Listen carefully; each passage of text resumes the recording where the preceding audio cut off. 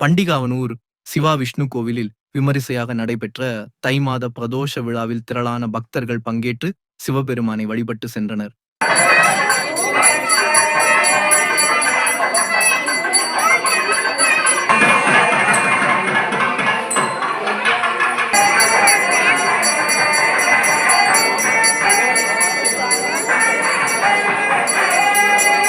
திருவள்ளூர் மாவட்டம் பொன்னேரி அடுத்த பண்டிகாவனூரில் சுமார் 300 ஆண்டுகள் பழமை வாய்ந்த சிவா விஷ்ணு கோவில் அமைந்துள்ளது.